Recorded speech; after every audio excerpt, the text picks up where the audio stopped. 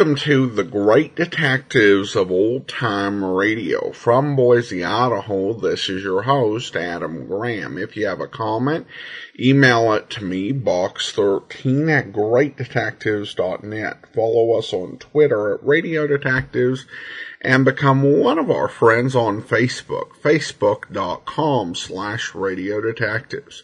I do want to encourage you, as you're making your travel plans, go to JohnnyDollarAir.com first. JohnnyDollarAir.com is a Priceline affiliate, so you get all the benefits of going through Priceline.com, such as being able to name your own price on hotels, rental cars, airline tickets, and even more, or choosing from great published fares. However, if you go through JohnnyDollarAir.com, part of the purchase price benefits the Great Detectives of Old Time Radio at no additional cost to you. So remember, when making your travel plans, check JohnnyDollarAir.com first. Well, now it's time for today's episode of yours truly, Johnny Dollar. This one is entitled The Missing Masterpiece. The original air date, March the 28th of 1950. Let's go ahead and we'll take a listen. From Hollywood, it's time now for Edmund O'Brien as... Johnny Dollar. This is Doug Strand over at Bay State Bonding and Liability. I've got a big bonding case for you up in Boston. Well, I just started to work on a case here in Hartford, also bonded. But okay, what's the picture? Huh? How'd you know it was a picture? How did I know what was a picture? The one I'm calling about, an oil painting. Insured for $250,000. It's just been stolen.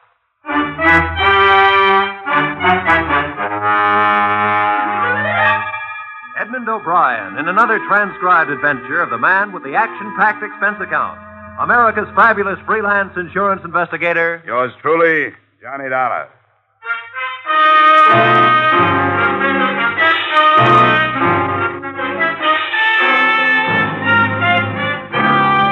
Expense account submitted by Special Investigator Johnny Dollar to Bay State Bonding and Liability Company, Hartford, Connecticut.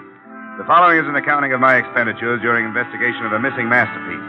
An investigation that took place in Boston, but turned out to be no tea party. Expense account, item 1, $8, mileage, Hartford to Beantown on the Charles. First stop, the Modern Art Gallery, a modest made-over brownstone in a modest business neighborhood.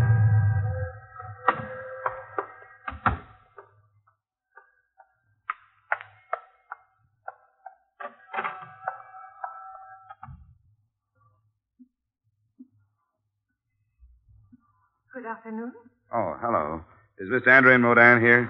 He stepped out of the office for a few moments, but perhaps I could help. I'm his daughter. Oh, I see.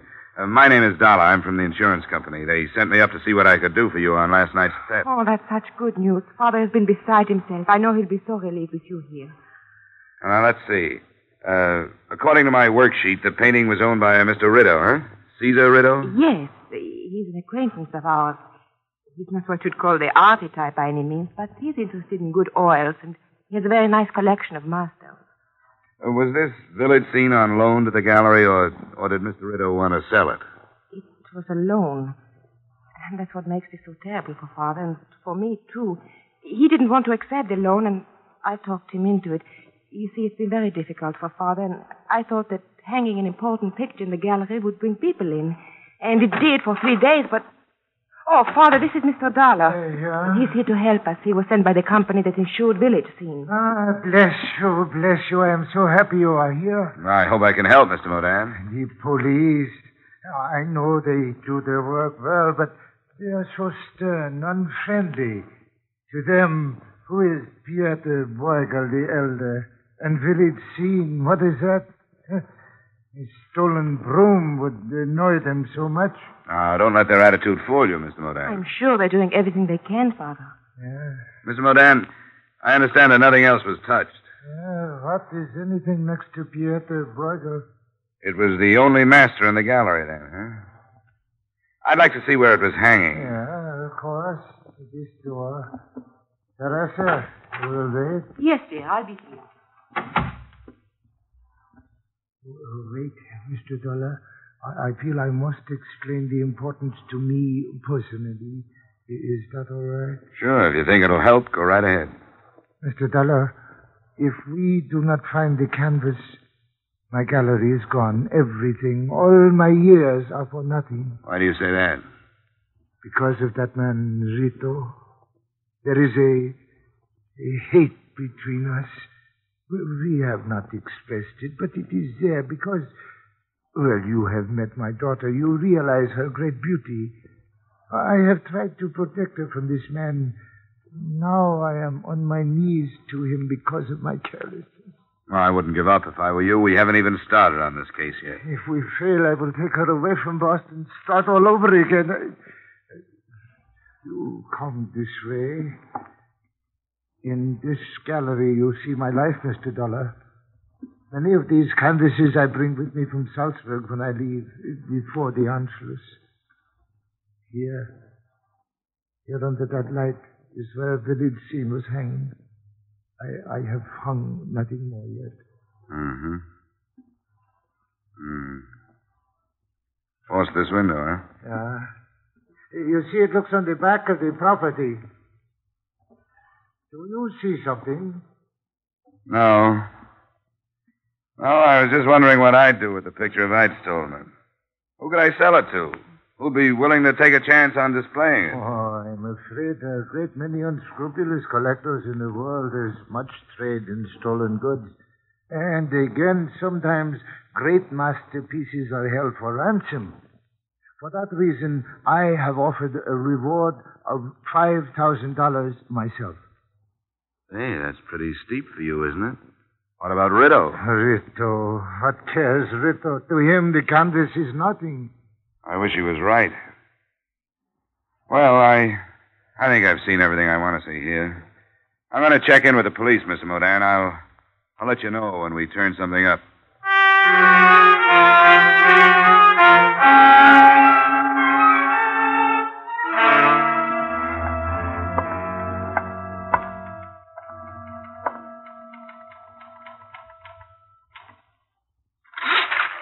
What is it? I'd like to talk with whoever's working on the Modan burglary, officer. Here's my ID. Insurance, huh? What'd you say the beef was? Maudan, Andrian Modan. Stolen painting. Call came in this morning. Modan. Oh, yeah, here it is. That'd be... Hey. Estimated value of $250,000. Yeah. A picture? Yeah. I'll bet you the artist was lucky if he got a month's rent out of it. The price has gone up $100,000 every century he's been dead. Oh, one of them old-timers. You can have him. I don't understand him. Your man is Sergeant Hines, through that door, first office to the left. I'll buzz him. You're on the way. Thanks.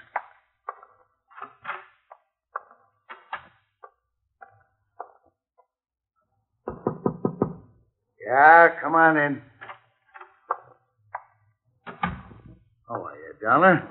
So you came up on the Modan thing, huh? Yeah, that's right. I wanted to check in with you, find out how much I can do before you pull your rank. Ah, cut it out. Well, I run into some touchy policemen. Not here. Well, I get my hat off that chair. Sit down. Thanks.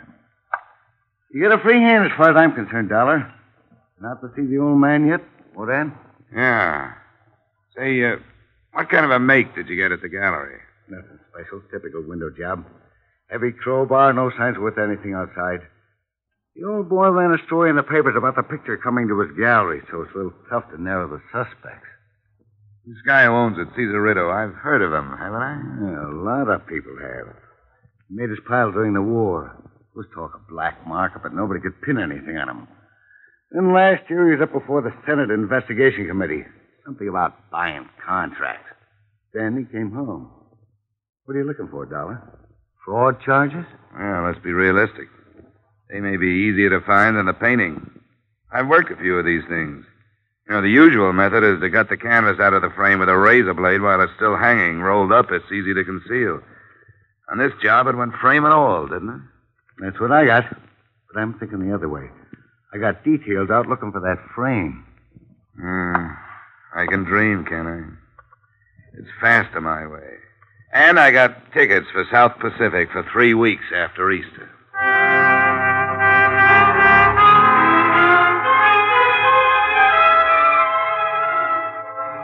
I did some spade work on Cesar Rito that afternoon before I went to his address. His current position was that of wholesale liquor distributor for a number of distillers that managed to keep their prices high and their quality low. His financial condition was healthy, but you don't have to be broke to be able to use $250,000. I found Riddle's residence halfway up the shady side of Beacon Hill. He hadn't made the top, but he was climbing. There was a coat of arms on the wrought iron gate and a butler, complete with cummerbund, inside the front entrance. But the class stopped there. Charles, that's that clown from the dress shop. Give him to me. When I get through with him, you can shovel him out. It's a gentleman to see Mr. Ritto, madam. Oh. Go finish the silver. I'll talk to him. Yes, madam.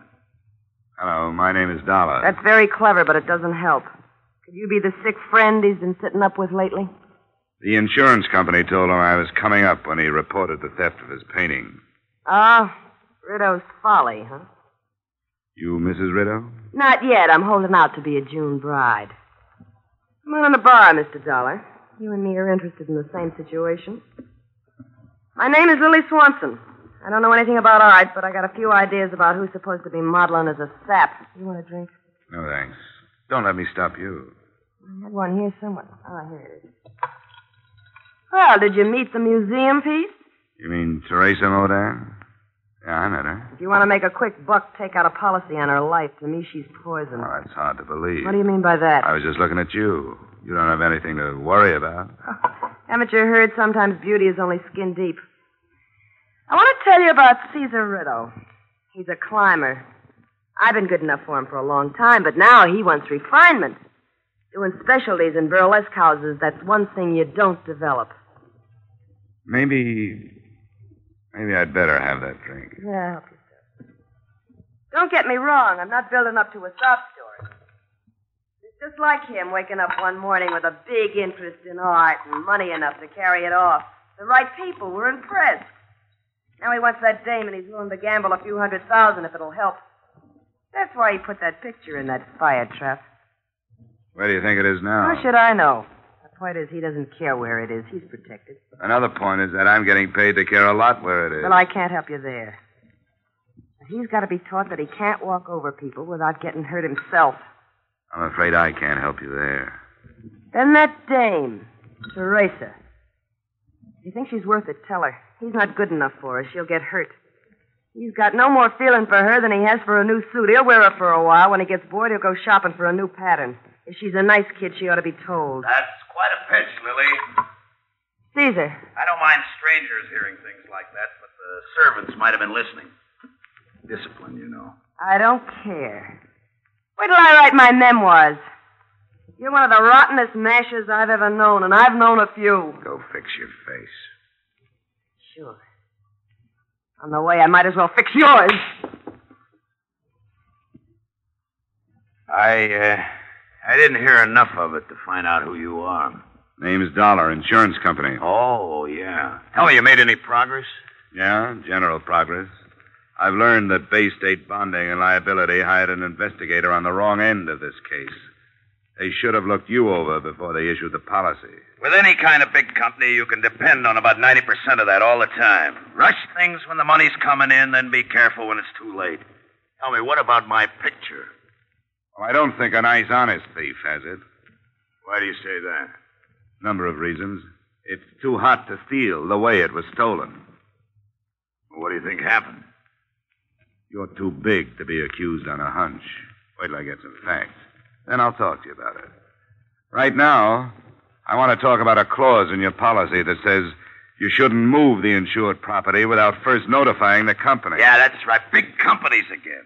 They're so tied up with procedures and rules, they'd get themselves hamstrung if they tried to build a case on them.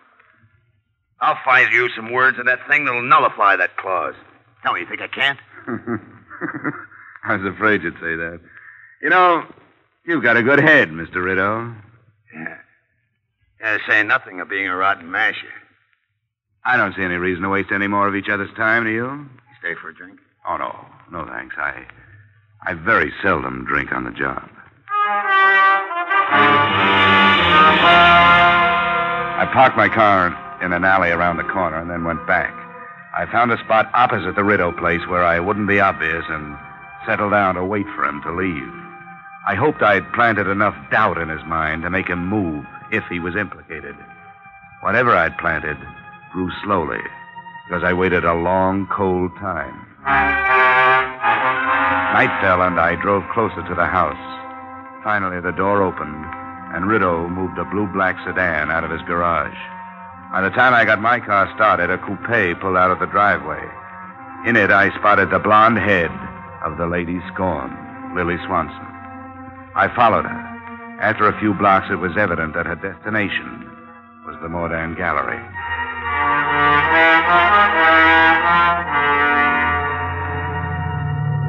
I pulled up at the rear of the building. I could see a dim light burning on the ground floor. I started toward a window. But before I got to it, it happened at another one.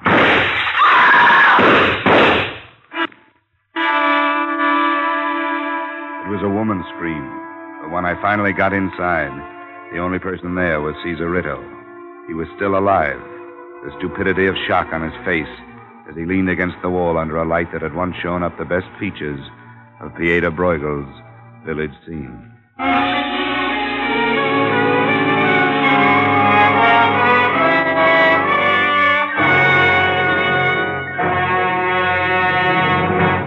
In just a moment, we will return to the second act of yours truly, Johnny Dollar. But first, Wednesday nights on CBS bring you Groucho Marx, Bing Crosby, and Burns and Allen. An hour and a half of radio's top entertainment for the whole family.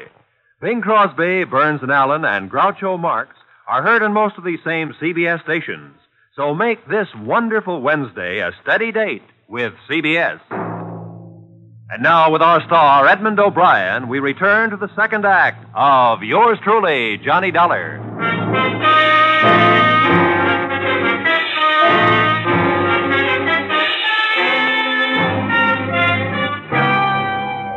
So there I was. I'd been sent to Boston to find the missing village scene and found myself at the scene of attempted murder. Caesar Rideau had taken 2 slugs, one in his left shoulder and a grazing one in his right forearm. I phoned for police and ambulance, then did what I could to make Rideau comfortable. I turned up the thermostat, covered him with my coat. Who did it, Dollar? That's the question I was going to ask you. Don't you know? Must have been outside. That's right. Through the open window there. Why'd you come down here? I forgot my hat. Look, you're in no shape to try being clever. You met Teresa. Let me alone. I want to know how your stolen painting figures into this. Leave me alone. Leave me alone. I met Teresa. This is where we meet. What about the painting? It was stolen. I don't feel good, Dollar. I don't feel good at all. I don't want to talk. I feel like I'm going to pass out. And he did. After the ambulance took him away, I made a statement to the police that was not false, but lacked enough truth to save a few people from being dragged in for questioning.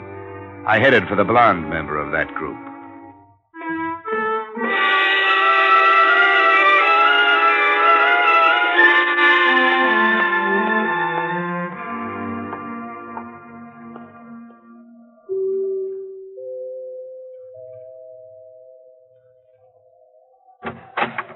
Oh, it's you. What do you want? Just a few words. I used up all I had earlier today. Yeah, but we got new things to talk about Such now. as? Well, the police might want more from me on that art gallery shooting.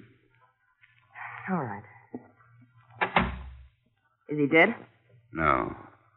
Did you know I was there, or were you just guessing? I wasn't guessing. I followed you from here. Oh, I suppose that earns you a drink. Come on. Thanks. Up yourself. You said the police were there. Yeah, I had to call them. I didn't mention your being there. Why not? Because I wanted to get to you before they hauled you in. I didn't shoot him. I followed him there, but I didn't shoot him. Somebody did. There were 2 women there and me, and I didn't do it. Why did you follow him? Because I heard him phone that Teresa and tell her to meet him. I wanted to find out what was going on, but I didn't. I changed my mind. I didn't even stop. I was afraid I might do something crazy if I saw them together. I'd like to believe you. It's the truth. Maybe. I hope it is, because I'd like to link the shooting up with the painting. If I can't, you're going to be in bad trouble. You're pretty smart, aren't you? Things just worked out this way. You think Caesar did something with that painting for the insurance money, and you want me to help you prove it to save my own skin? No, gorgeous, no. To save the company $250,000. You'll never die of softening of the heart, will you? All right, what comes first? I want to hear everything you know about this deal. And while you're telling me, I want you to help me go through this house from cupola to basement.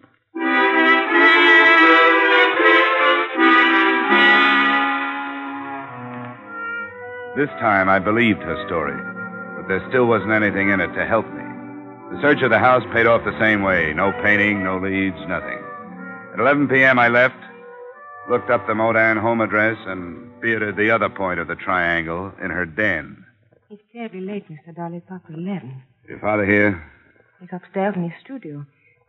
Wouldn't tomorrow morning be better? Maybe for you, but not for me. I don't want to give you all that time to get your story straight. My story straight? Why'd you meet Rideau at the gallery tonight? Don't say that's any of your affair. A girl has a right to meet her fiancé when and where she wishes. Fiancé? Yes. They're to be married as soon as possible. You were with him when he was shot. Why did you leave him? Because I was terrified. Caesar told me to go. He thought she was trying to kill me. Did he say it was Lily, or is this your idea? Of course it was she. Who else would it be? Mr. Dollar, this situation is unpleasant enough without these insinuations from you that I don't even understand. It means nothing to you. It is a matter for the police. You have no right to meddle in our lives. You were sent here to look for village scenes. That's what I'm doing. Why are you marrying that self-styled dictator? Because I love him. Well, that won't stay down. Nobody but Caesar Rideau could love Caesar Rideau. Right. It's because I'm tired of being a poor man's daughter. I want to get away. I finally decided what I want out of marriage. What he can give me. He's going to be a big man, a wealthy one. And I'm going to be his wife. Teresa? I'm sorry you heard that, Mr. Modan. Oh, Teresa. Stay out of this, Father. I've made up my mind. Go to bed. Go to bed with those words in my ear. My daughter, what has happened? What has that man done to you? Be quiet, Father. Teresa, wait. We will not be poor always. Go. Don't talk to me. How can this be?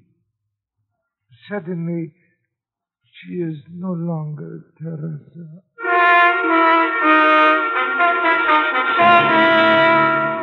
I didn't sleep too well that night. An all-night car line that ran past my hotel didn't help. Neither did the questions that were running around in my head. But what grew in importance was the realization that the lives of everyone who had come in contact with Village Scene had been emotionally upset since I'd arrived in Boston. That is, all but Caesar Rideau, who'd only been shot. My half-conscious musings didn't move me forward any, but the phone call that awakened me did.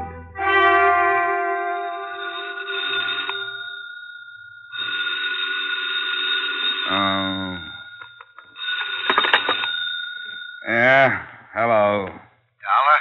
Yeah, who is it? Sergeant Hines, burglary. Oh, how are you, Sergeant? What's new? That fraud case you were dreaming about, it won't work. Hey, come on. It's too early for that kind of stuff. Sorry. Couldn't resist it. The picture's been returned. What? The old man Mordan didn't know where to reach you. He called us. It was returned for the reward he posted. Have you seen it? No, but if he's not worried, I'm not. I've got a lot of other burglaries. Okay. Thanks for calling. I'll go right out there.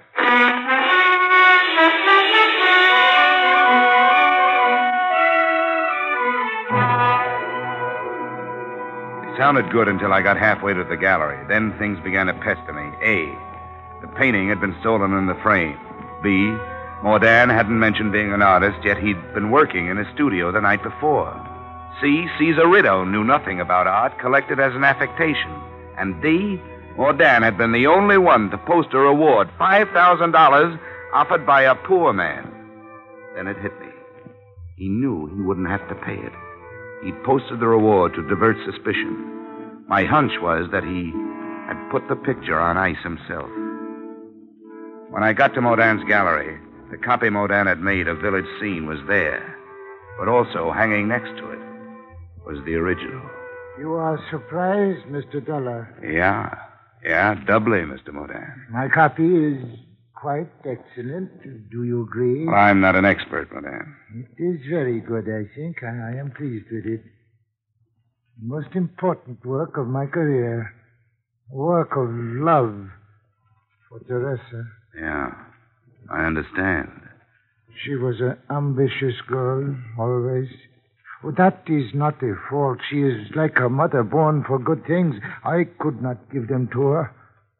Caesar Rito could. He's soon coming for his canvas. Well, no crime has been committed, except theoretically. You copied the original, meant to sell it, but you didn't. Maybe Rito won't press charges. Perhaps not.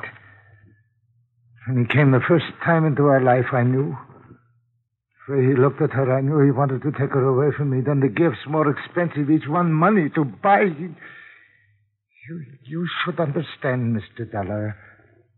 This copy is a work of hate, too. You don't have to tell me these things. Why don't we wait till he gets here and see what he's going to do? Yeah, we wait. But I must say these things that are in my heart. To attempt a copy was wrong, and it was not wrong. To little Bruegel's village scene was nothing. He was blind. I hoped with the money I could hold Teresa. But I waited too long. I was too late.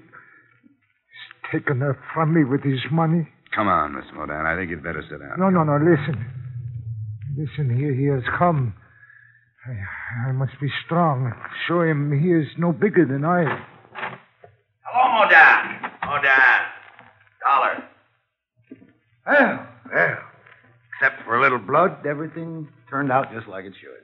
The insurance company will be happy. Where is my daughter?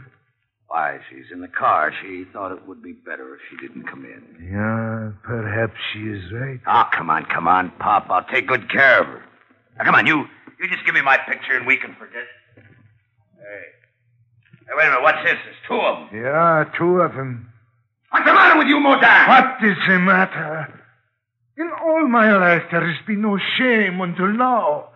There, you see on the wall. Deceit. For that, I am ashamed. We can still forget it. And in your car, waiting for you, my daughter.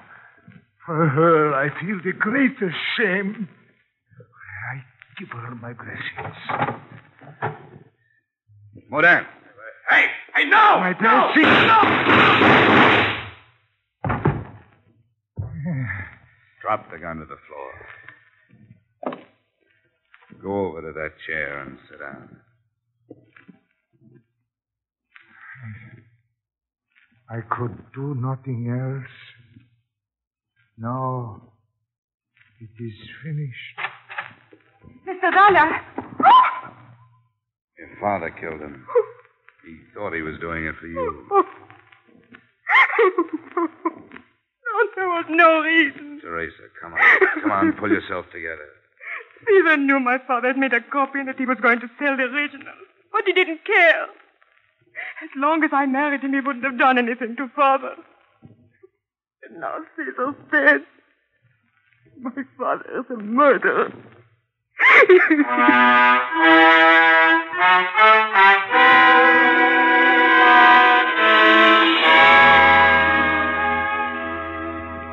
There wasn't much left for me to do in Boston. I made the statement that caused Andrea Modan to be booked for murder, the father who didn't know when to stop protecting his daughter. I paid a farewell visit to Teresa, the daughter who had put her father where he was by trying to help him.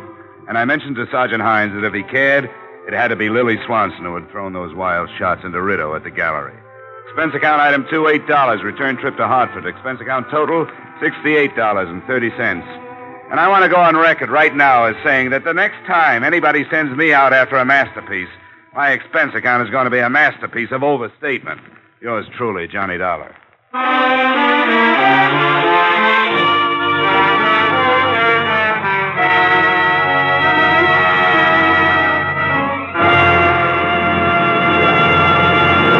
Yours truly, Johnny Dollar, stars Edmund O'Brien in the title role and was written by Gil Dowd and Paul Dudley, with music composed and conducted by Leith Stevens. Edmund O'Brien can currently be seen starring in the Harry M. Popkin United Artists production, D.O.A. Featured in our cast were Charles McGraw, Walter Burke, Lillian Baeff, Robert Griffin, James Nusser, Joan Banks, and Tyler McVeigh. Yours truly, Johnny Dollar, is produced and directed by Jaime Del Valle. Join us again next week when, from Hollywood, Edmund O'Brien returns in another transcribed adventure of... Yours truly, Johnny Dollar.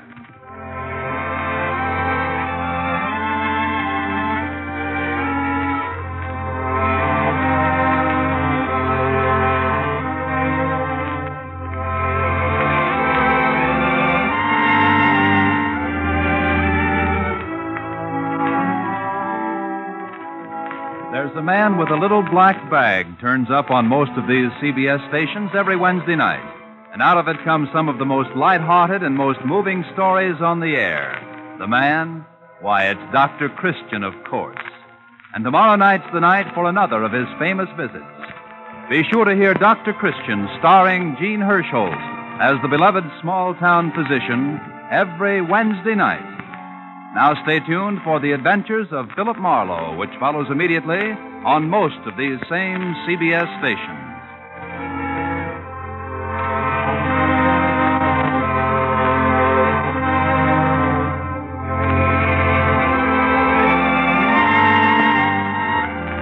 This is CBS, where Wednesday night is Bing Crosby night, the Columbia Broadcasting System.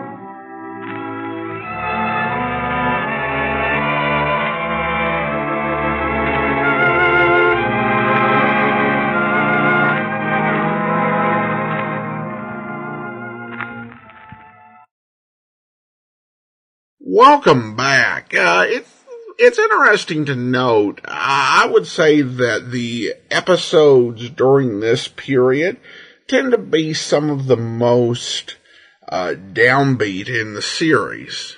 As the source of Johnny's world weariness, you don't really have to ask too much. I did like the scene where he visited the mansion. I thought that was great. Some classic interactions there with some really well-written dialogue. Well, I do want to go ahead and thank our Patreon supporter of the day. I want to go ahead and thank Chad so much for his support. Chad has been one of our Patreon supporters since September 2017, currently supporting us at the rookie level of $2 or more per month. Thank you so much for your support, Chad. And that will actually be all for now. Join us back here tomorrow for Dragnet, and then next Friday another episode of yours truly, Johnny Dollar. In the meantime, send your comments to box13 at greatdetectives.net. Follow us on Twitter at Radio Detectives and become one of our friends on Facebook, facebook.com/Radio Detectives. From Boise, Idaho, this is your host, Adam Graham, signing off.